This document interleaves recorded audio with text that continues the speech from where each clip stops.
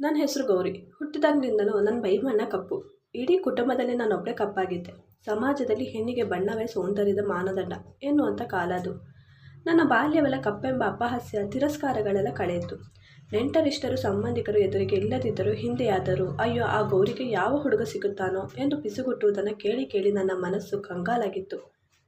ಶಾಲೆ ಕಾಲೇಜುಗಳಲ್ಲಿ ಸ್ನೇಹಿತರು ತಮ್ಮ ಸೌಂದರ್ಯದ ಬಗ್ಗೆ ಮಾತನಾಡುವಾಗ ನಾನು ಮೌನವಾಗಿ ಕುಳಿತುಕೊಳ್ಳುತ್ತಿದ್ದೆ. ನನ್ನ ಮನಸ್ಸಿನಲ್ಲಿ ಅದೆಷ್ಟೋ ಕನಸುಗಳಿದ್ದವು. ಸುಂದರವಾದ ಬದುಕನ್ನು ಕಟ್ಟಿಕೊಳ್ಳಬೇಕು, ನನ್ನನ್ನು ಪ್ರೀತಿಸುವ, ನನ್ನನ್ನು ಅರ್ಥ ಮಾಡಿಕೊಳ್ಳುವ ಸಂಗಾತಿ ಸಿಗಬೇಕು ಎಂಬ ಹಂಬಲವಿತ್ತು. ಅದರ ಕನ್ನಡಿಯಲ್ಲಿ ನನ್ನ ಪ್ರತಿಬಿಂಬ ನೋಡಿದಾಗಲೆಲ್ಲ ಆ ಕನಸುಗಳು ಮಸುಕಾಗುತ್ತಿದ್ದವು. ಮದುವೆ ವಯಸ್ಸಿಗೆ ಬಂದಾಗ ಪರಿಸ್ಥಿತಿ ಇನ್ನಷ್ಟು ಬಿಗಾಡಿಸಿತು. ತಂದೆ ತಾಯಿ ನನ್ನ ಮದುವೆಗಾಗಿ ನೂರಾರು ಕಡೆ ಅಲೆದಾಡಿದರು. ಮದುವೆ ಮಧ್ಯಸ್ಥಿಕೆದಾರರು ಮನೆಗೆ ಬಂದು ನನ್ನನ್ನು ನೋಡುತ್ತಿದ್ದರು. ಆದರೆ ನನ್ನನ್ನು ನೋಡಿ ಹೆಣ್ಣು ಚೆನ್ನಾಗಿಲ್ಲ ಎಂದು ಹೇಳಿ ಹೋದವರೇ ಹೆಚ್ಚು. ಕೆಲವರು ಮುಖಕ್ಕೆ ಹೊಡೆದಂತೆ ಬಣ್ಣವೇ ಇಲ್ಲ, ಇವಳನ್ನು ಯಾರು ಮದುವೆ ಆಗ್ತಾರೆ ಎಂದು ಕೇಳುತ್ತಿದ್ದರು. ಪ್ರತಿ ನಿರಾಕರಣೆಯು ನನ್ನ ಆತ್ಮವಿಶ್ವಾಸವನ್ನು ಇನ್ನಷ್ಟು ಕುಗ್ಗಿಸುತ್ತಿತ್ತು. ನನ್ನ ತಂದೆ ತಾಯಿಯ ಮುಖದಲ್ಲಿ ಆತಂಕ, ನಿರಾಶೆ ಸ್ಪಷ್ಟವಾಗಿ ಕಾಣಿಸುತ್ತಿತ್ತು. ಎಷ್ಟು ದೊಡ್ಡದಾದರೂ ಮನೆಗೆ ಭಾರ ಎನ್ನಲು ಬಾರದೆಂದು ಹೇಳಲಾಗದು, ಮಗಳಿಗೆ ಮದುವೆಗೆ ಮಾಡಲಾಗದು ಎಂಬ ಚಿಂತೆ ಅವರನ್ನು ಕಾಡುತ್ತಿತ್ತು. ಸೌಂದರ್ಯಕ್ಕೆ ಅಷ್ಟೊಂದು ಬೆಲೆ ನೀಡುವ ಸಮಾಜದಲ್ಲಿ ನನ್ನಂಥ ಅವರಿಗೆ ಸ್ಥಾನವಿಲ್ಲವೇ ಎಂದು ಯೋಚಿಸುತ್ತಾ ರಾತ್ರಿಗಳೆಲ್ಲ ಕಣ್ಣೀರಲ್ಲಿ ಕಳೆಯುತ್ತಿದ್ದೆ. ನನ್ನ ಕನಸುಗಳು, ಆಸೆಗಳು ಕೇವಲ ಕನಸಾಗಿ ಉಳಿದು ಬಿಡುತ್ತವೆ ಎಂಬ ಭಯ ನನ್ನನ್ನು ಆವರಿಸಿತ್ತು. ಹೀಗೆ ದಿನಗಳು ಉರುಳುತ್ತಿದ್ದವು. ನನ್ನ ಮದುವೆಯ ವಿಷಯ ಮನೆಯಲ್ಲಿ ಒಂದು ದೊಡ್ಡ ಸಮಸ್ಯೆಯಾಗಿ ಪರಿಣಮಿಸಿತ್ತು. ಅಪ್ಪ ಅಮ್ಮನಿಗೆ ನನ್ನ ಚಿಂತೆ ದಿನೇ ದಿನೇ ಹೆಚ್ಚಾಗುತ್ತಿತ್ತು. ನಾವು ಆರ್ಥಿಕವಾಗಿ ಅಷ್ಟೇನು ಸಬಲರಾಗಿರಲಿಲ್ಲ. ಅದಕ್ಕಿಂತ ಹೆಚ್ಚಾಗಿ ಸಮಾಜದ ಗೇಲಿ, ಅಪಮಾನಗಳು ಅವರನ್ನು ಕಂಗೆಡಿಸಿದ್ದವು. ಇನ್ನೇನು ನನ್ನ ಮದುವೆ ಆಗುವುದು ಸಾಧ್ಯವಿಲ್ಲ ಏನೋ ಎಂಬ ನಿರಾಶೆ ಎಲ್ಲರನ್ನೂ ಆವರಿಸಿತ್ತು. ಅಂತಹ ಕಠಿಣ ಪರಿಸ್ಥಿತಿಯಲ್ಲಿ ಒಂದು ದಿನ ನಮ್ಮ ಸಂಬಂಧಿಕರ ಮೂಲಕ ಒಂದು ಮದುವೆ ಪ್ರಸ್ತಾಪ ಬಂದಿತು. ವಿಷಯ ಕೇಳಿದಾಗ ನಮಗೆ ಆಘಾತವಾಯಿತು. ಅವನು ನನಗಿಂತ ವಯಸ್ಸಿನಲ್ಲಿ ಹಿರಿಯನಾಗಿದ್ದ. ಹೆಸರು ರಾಜು. ಅದಕ್ಕಿಂತ ಮುಖ್ಯವಾದ ವಿಷಯ ಅಂದರೆ ಅವನು 4 ಮಕ್ಕಳ ತಂದೆ. 3 ಹೆಣ್ಣು ಮಕ್ಕಳು, ಒಬ್ಬ ಗಂಡು ಮಗ. ಅವನ ಹೆಂಡತಿ ಬೇರೊಬ್ಬ ಹುಡುಗನ ಜೊತೆ ಓಡಿ ಹೋಗಿದ್ದಾಳಂತೆ. ಈ ವಿಷಯ ಹೇಳಿದಾಗ ಅಪ್ಪ ಅಮ್ಮ ಸಹ ಒಂದು ಕ್ಷಣ ಸ್ತಬ್ಧರಾಗಿದ್ದರು. ನನ್ನ ಮನಸ್ಸಿನಲ್ಲಿ ಕೋಟ್ಯಾಂತರ ಪ್ರಶ್ನೆಗಳು ಸುಳಿದಾಡಿದವು. ನಾನು ಈ ಪ್ರಸ್ತಾಪವನ್ನು ಒಪ್ಪಿಕೊಳ್ಳಬೇಕೇ? 4 ಮಕ್ಕಳ ಜವಾಬ್ದಾರಿ ಹೇಗೆ ಹೊರಲಿ? ನನ್ನ ಭವಿಷ್ಯ ಹೇಗಿರಲಿದೆ? ಇಂತಹ ಯೋಚನೆಗಳು ನನ್ನನ್ನು ಕಾಡಿದವು. ಮೊದಲಿಗೆ ನಾನು ಈ ಸಂಬಂಧವನ್ನು ಒಪ್ಪಿಕೊಳ್ಳಲು ಸಿದ್ಧವಿರಲಿಲ್ಲ. ನನ್ನ ಇಡೀ ಜೀವನವೇ ಬದಲಾಗಿ ಬಿಡುತ್ತದೆ ಎಂದು ಅನಿಸಿತು. ಆದರೆ ಅಪ್ಪ ಅಮ್ಮನ ಅಸಹಾಯಕತೆ ನನ್ನ ಮನಸ್ಸನ್ನು ಕರಗಿಸಿತು. ಅವರ ಕಣ್ಣುಗಳಿನ ಆತಂಕ, ಮತ್ತೊಬ್ಬ ಹುಡುಗ ಸಿಗಲಾರವೇನೋ ಎಂಬ ಭಯ, ಸಮಾಜದ ಒತ್ತಡ ಇವೆಲ್ಲವೂ ನನ್ನ ನಿರ್ಧಾರದ ಮೇಲೆ ಪರಿಣಾಮ ಬೀರಿದವು. ಬೇರೆ ದಾರಿಯೇ ಇಲ್ಲ ಎಂಬ ಪರಿಸ್ಥಿತಿ ನನ್ನನ್ನು ಸುತ್ತುವರೆದಿತ್ತು. ಬೇರೆ ಯಾವುದೇ ಉತ್ತಮ ಸಂಬಂಧಗಳು ಬರುತ್ತಿರಲಿಲ್ಲ. ಬಂದರೂ ನನ್ನ ಬಣ್ಣದಿಂದಾಗಿ ತಿರಸ್ಕರಿಸಲ್ಪಟ್ಟಿತ್ತು. ಈ ಸಂಬಂಧವಾದರೂ ಬಂದಿದೆಯಲ್ಲ, ಇದು ಬಿಟ್ಟರೆ ಇನ್ನೇನು ಸಿಗುತ್ತದೆಯೋ ಇಲ್ಲವೋ ಎಂಬ ಅನಿಶ್ಚಿತತೆ ನಮ್ಮನ್ನು ಕಾಡಿತು. ಕೊನೆಗೆ ಮನಸ್ಸಿಲ್ಲದೆ ಮನಸ್ಸಿನಿಂದ ನಾನು ಈ ಮದುವೆಗೆ ಒಪ್ಪಿಕೊಂಡೆ. ಇದು ಕೇವಲ ನನ್ನ ಆಯ್ಕೆಯಾಗಿರಲಿಲ್ಲ, ಪರಿಸ್ಥಿತಿಯ ಒತ್ತಡದಿಂದ ಆದ ನಿರ್ಧಾರವಾಗಿತ್ತು. ಹೊಸ ಜೀವನ, ಹೊಸ ಸವಾಲುಗಳು ನನ್ನ ಕಾಯುತ್ತಿವೆ ಎಂದು ನನಗೆ ಸ್ಪಷ್ಟವಾಗಿ ಅರಿವಾಗಿತ್ತು. ಅನಿರೀಕ್ಷಿತವಾಗಿ ಬಂದ ಈ ಸಂಬಂಧದೊಂದಿಗೆ ನನ್ನ ಮದುವೆ ನಡೆದೇ ಹೋಯಿತು. ಮದುವೆ ನಂತರ ರಾಜು ಅವರ ಮನೆಗೆ ಕಾಲಿಟ್ಟಾಗ ಒಂದು ರೀತಿಯ ಅನಿರ್ವಚನೀಯ ಭಯ ನನ್ನನ್ನು ಆವರಿಸಿತು. ಅದು ಮನೆಯಂತಿರಲಿಲ್ಲ, ಒಂದು ಯುದ್ಧ ಭೂಮಿ ಪ್ರವೇಶಿಸಿದ ಅನುಭವ ಆಗಿತ್ತು. ರಾಜು ಒಳ್ಳೆಯ ಮನುಷ್ಯನಂತೆ ಕಂಡರೂ ಅವನ ಮುಖದಲ್ಲಿ ಒಂದು ರೀತಿಯ ನಿರಾಶೆ, ಸೋಲಿನ ಭಾವನೆ ಕೂಡ ಇತ್ತು. ಬಹುಶಃ ತನ್ನ ಮೊದಲ ಪತ್ನಿ ಬಿಟ್ಟು ಹೋದ ನೋವು ಇನ್ನೂ ಮಾಸಿರಲಿಲ್ಲ.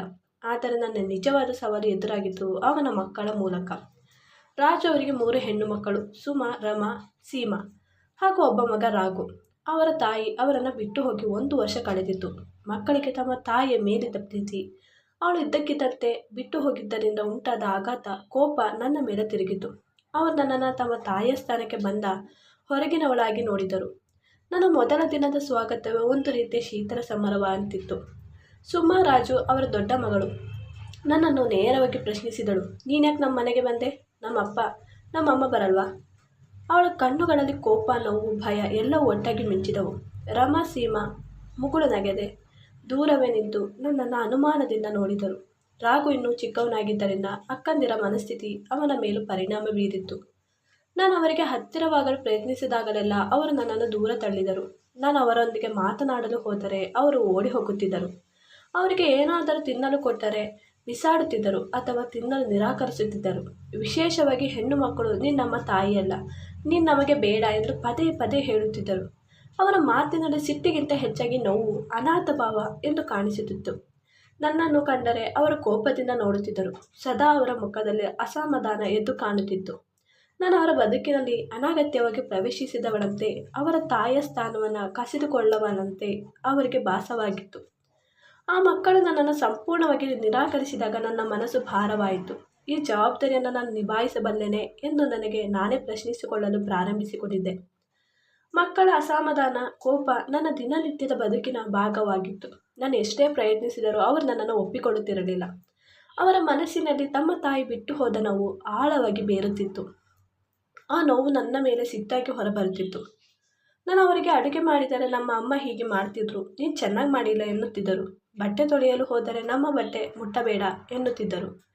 ಸುಮಾರಮ್ಮ ಅವರ ಮುಖದಲ್ಲಿ ಯಾವಾಗಲೂ ಒಂದು ರೀತಿಯ ತಿರಸ್ಕಾರದ ಭಾವವಿರುತ್ತಿತ್ತು. ಸೀಮಾ ಚಿಕ್ಕವಳಾದರೂ ಅಕ್ಕಂದಿರನ್ನು ಅನುಸರಿಸುತ್ತಿದ್ದಳು. ರಾಘು ತಾಯಿ ಬಿಟ್ಟು ಹೋದ ನಂತರ ದುಃಖದಲ್ಲಿದ್ದನು. ನನ್ನನ್ನು ನೋಡಿದಾಗ ಮುಖ ತಿರುಗಿಸಿಕೊಳ್ಳುತ್ತಿದ್ದನು. ಮನೆಯಲ್ಲಿ ಸದಾ ಒಂದು ಉದ್ವಿಗ್ನ ವಾತಾವರಣವಿತ್ತು. ನಾನು ತಾಳ್ಮೆಯಿಂದ ಅವರೊಂದಿಗೆ ಮಾತನಾಡಲು ಪ್ರಯತ್ನಿಸಿದರೆ ಅವರು ನನ್ನ ಮಾತಿಗೆ ಕಿವಿಗೊಡುತ್ತಿರಲಿಲ್ಲ. ಕೆಲವೊಮ್ಮೆ ಅವರು ನನ್ನ ವಿರುದ್ಧ ಸೇರಿಕೊಂಡು ಕುಚೇಷ್ಟೆಗಳನ್ನು ಮಾಡುತ್ತಿದ್ದರು. ನನ್ನ ವಸ್ತುಗಳನ್ನು ಅಡಗಿಸುವುದು, ನನ್ನ ಹಾಸಿಗೆಯ ಮೇಲೆ ನೀರು ಸುರಿಯುವುದು ಇವೆಲ್ಲ ಸಾಮಾನ್ಯವಾಗಿದ್ದವು. ಈ ಎಲ್ಲ ಘಟನೆಗಳು ನನ್ನನ್ನು ಮಾನಸಿಕವಾಗಿ ದಣಿಸುತ್ತಿದ್ದವು. ಕಣ್ಣೀರು ಹಾಕಿದ ರಾತ್ರಿಗಳು ಇದ್ದವು. ನಾನು ಈ ಜೀವನಕ್ಕೆ ಯಾಕೆ ಬಂದೆ, ಇವರು ನನ್ನನ್ನು ಎಂದಿಗೂ ಒಪ್ಪಿಕೊಳ್ಳುವುದಿಲ್ಲವೇ ಎಂಬ ಹತಾಶೆ ನನ್ನನ್ನು ಕಾಡುತ್ತಿತ್ತು. ಈ ಎಲ್ಲ ಸವಾಲುಗಳ ನಡುವೆ ನನ್ನ ಪತಿ ರಾಜು, ಅವರ ಪಾತ್ರವು ಅಷ್ಟೇ ಮುಖ್ಯವಾಗಿತ್ತು. ಅವರು ನನ್ನೊಂದಿಗೆ ಹೆಚ್ಚು ಮಾತನಾಡುತ್ತಿರಲಿಲ್ಲ. ಮಕ್ಕಳು ನನ್ನನ್ನು ತಿರಸ್ಕರಿಸಿದಾಗಲೂ ಅವರು ಮೂಕಾಗರಾಗಿ ನಿಲ್ಲುತ್ತಿದ್ದರು. ಅವರು ಚಿಕ್ಕವರು, ಅವರಿಗೆ ಅರ್ಥವಾಗುವುದಿಲ್ಲ ಎಂದು ಸಮಾಧಾನ ಹೇಳುತ್ತಿದ್ದರೆ ಹೊರತು ಮಕ್ಕಳ ಮನವೊಲಿಸಲು ಗಂಭೀರ ಪ್ರಯತ್ನ ಮಾಡುತ್ತಿರಲಿಲ್ಲ. ಬಹುಶಃ ಅವರು ಸಹ ತಮ್ಮ ಮಕ್ಕಳ ವರ್ತನೆಯಿಂದ ಅಸಹಾಯಕರಾಗಿದ್ದರು, ಅಥವಾ ನನ್ನನ್ನು ಪೂರ್ಣವಾಗಿ ನಂಬಲು ಅವರಿಗೆ ಸಮಯ ಬೇಕಾಗಿತ್ತು. ಅವರ ಈ ನಿಷ್ಕ್ರಿಯತೆ ನನಗೆ ಇನ್ನಷ್ಟು ನೋವುಂಟು ಮಾಡಿತು. ನಾನು ಒಬ್ಬಳೇ ಈ ಹೋರಾಟದಲ್ಲಿ ಸಿಕ್ಕಿ ಹಾಕಿಟ್ಟುಕೊಂಡಿದ್ದೇನೆ ಎಂಬ ಭಾವನೆ ನನ್ನನ್ನು ಜಾಸ್ತಿ ಕಾಡುತ್ತಿತ್ತು. ನನಗೆ ಬೇಕಾಗಿದ್ದು ಅವರ ಸಹಾನುಭೂತಿ ಮತ್ತು ಬೆಂಬಲ, ಆದರೆ ಅದು ಸಿಗುತ್ತಿರಲಿಲ್ಲ. ಸಮಾಧಾನಕ್ಕಾಗಿ ಯಾರಾದರೂ ಜೊತೆ ಮಾತನಾಡಬೇಕು ಎಂದರೂ ಮನೆಯಲ್ಲಿ ನಾನೊಬ್ಬಳೇ. ಹೊರಗೆ ಹೋಗಿ ನನ್ನ ಸಮಸ್ಯೆಗಳನ್ನು ಹೇಳಿಕೊಳ್ಳಲು ಯಾರೂ ಕೂಡ ಇರಲಿಲ್ಲ. ದಿನಗಳು ಕಳೆದಂತೆ ಮಕ್ಕಳ ಕೋಪ, ನನ್ನ ತಾಳ್ಮೆ ಇವೆರಡರ ನಡುವೆ ಒಂದು ತೆಳುವು ಸೇತುವೆ ಕಟ್ಟತೊಡಗಿತು. ನಾನು ಅವರ ಕೋಪವನ್ನು ವೈಯಕ್ತಿಕವಾಗಿ ತೆಗೆದುಕೊಳ್ಳುವುದನ್ನು ನಿಲ್ಲಿಸಿಬಿಟ್ಟಿದ್ದೆ. ಅವರ ತಾಯಿ ಅವರನ್ನು ಬಿಟ್ಟು ಹೋಗಿರುವುದು ಅವರಿಗೆ ಆದ ಆಘಾತವೆಂದು ನಾನು ಅರ್ಥ ಮಾಡಿಕೊಂಡೆ. ಅವರ ಸಿಟ್ಟನ್ನು ಪ್ರೀತಿಯಿಂದಲೇ ಎದುರಿಸಲು ನಿರ್ಧರಿಸಿದೆ.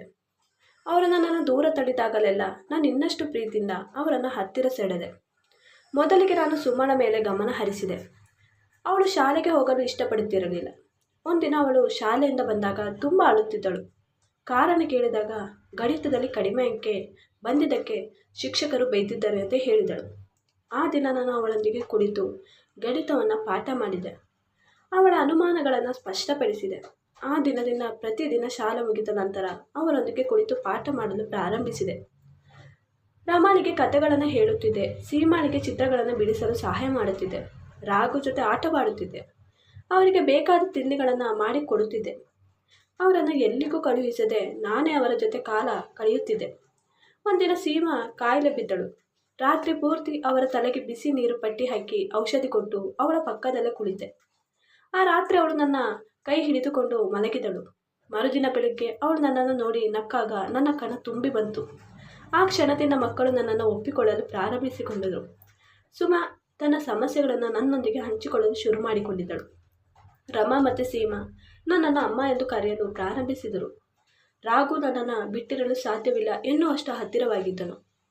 ಅವರ ಆಟಿಕೆಗಳು, ಅವರ ಪುಸ್ತಕಗಳು, ಅವರ ಚಿಕ್ಕ ಚಿಕ್ಕ ಸಮಸ್ಯೆಗಳೆಲ್ಲವೂ ನನ್ನೊಂದಿಗೆ ಹಂಚಿಕೊಳ್ಳತೊಡಗಿದರು. ನನ್ನನ್ನು ನೋಡಿದರ ಅಸಮಾಧಾನದಿಂದ ಸಿಡಿದೇಳುತ್ತಿದ್ದ ಅವರ ಮುಖಗಳು ಈಗ ಪ್ರೀತಿ ಮತ್ತು ನಗುವಿನಿಂದ ತುಂಬಿಕೊಂಡಿದ್ದವು. ಈ ಬದಲಾವಣೆಯ ಹಿಂದೆ ನನ್ನ ತಾಳ್ಮೆ, ಸಹಾನುಭೂತಿ, ಅವಿರತ ಪ್ರೀತಿ ಇತ್ತು. ನಾನು ಅವರ ತಾಯಿಯ ಸ್ಥಾನಕ್ಕೆ ಬಡ್ತಿ ಪಡೆದೆ ಎಂದು ಆ ಕ್ಷಣವೇ ನನಗೆ ಅರಿವಾಗಿತ್ತು. ಹೀಗೆ ದಿನಗಳು ಉರುಳಿದಂತೆ ಆ ಮಕ್ಕಳ ಮುಖದಲ್ಲಿನ ಕೋಪ ಮಾಯವಾಗಿ ಪ್ರೀತಿ ಅರಳತೊಡಗಿತು. ಅವರೊಂದಿಗೆ ನಾನು ಕಳೆದ ಪ್ರತಿಯೊಂದು ಕ್ಷಣವೂ ಅಮೂಲ್ಯವಾಗಿತ್ತು. ಶಾಲೆಗೆ ಹೋಗಿ ಮಕ್ಕಳನ್ನು ಕರೆತರುವುದು, ಅವರಿಗೆ ಊಟ ಮಾಡಿಸುವುದು, ರಾತ್ರಿ ಕತೆ ಹೇಳುವುದು, ಅವರೊಂದಿಗೆ ಆಟವಾಡುವುದು ಇವೆಲ್ಲವೂ ನನ್ನ ಜೀವನದ ಒಂದು ಭಾಗವಾಗಿತ್ತು. ಅವರ ಪ್ರತಿ ಗೆಲುವನ್ನು ನನ್ನದೇ ಗೆಲುವೆಂಬಂತೆ ಆಚರಿಸಿದೆ. ಅವರ ಪ್ರತಿ ಸೋಲನ್ನು ನನ್ನದೇ ಸೋಲೆಂಬಂತೆ ದುಃಖಿಸಿದೆ. ಅವರ ತಾಯಿಯಾಗಿ, ಸ್ನೇಹಿತರಾಗಿ, ಮಾರ್ಗದರ್ಶಿಯಾಗಿ ನಾನು ಅವರ ಬದುಕಿನಲ್ಲಿ ಹಾಸು ಹಾಕಿದೆ.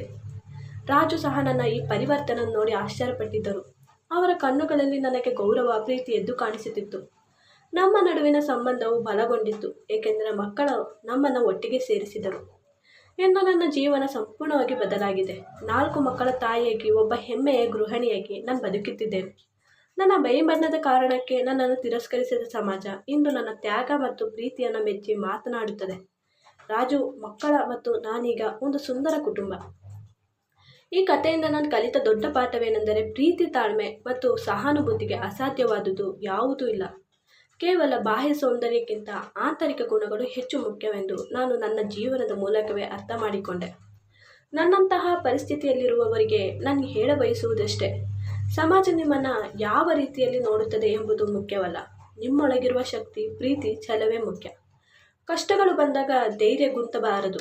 ನಾವು ನಮ್ಮ ಶಕ್ತಿಯನ್ನು ನಾವೇ ಗುರುತಿಸಿಕೊಳ್ಳಬೇಕು. ಕರಾಳ ಮೈಬಣ್ಣದ ಕಾರಣಕ್ಕೆ ಯಾರೂ ನನ್ನನ್ನು ಒಪ್ಪಿಕೊಳ್ಳುವುದಿಲ್ಲ ಎಂದುಕೊಂಡಿದ್ದ ನನಗೆ 4 ಮಕ್ಕಳ ಪ್ರೀತಿ, ಒಂದು ಸುಂದರ ಕುಟುಂಬ ಸಿಕ್ಕಿತು. ಇದು ನನ್ನ ಜೀವನದ ಅತ್ಯಂತ ದೊಡ್ಡ ಗೆಲುವು. ಈ ಕತೆ ಬಾಹ್ಯ ಸೌಂದರ್ಯಕ್ಕಿಂತ ಆಂತರಿಕ ಸೌಂದರ್ಯ, ತಾಳ್ಮೆ, ಮಾನವೀಯತೆ, ಸಂಬಂಧಿಗಳು ಹೆಚ್ಚು ಮೌಲ್ಯಯುತವಾದವು ಎಂಬುದನ್ನು ಸಾರುತ್ತದೆ. ಈ ವಿಡಿಯೋ ಇಷ್ಟವಾದರೆ ಪ್ಲೀಸ್ ನನ್ನ ಚಾನಲ್ನ ಲೈಕ್ ಮಾಡಿ, ಚಾನಲ್ ಸಬ್ಸ್ಕ್ರೈಬ್ ಮಾಡೋದನ್ನು ಮರಿಬೇಡಿ. Thanks for watching.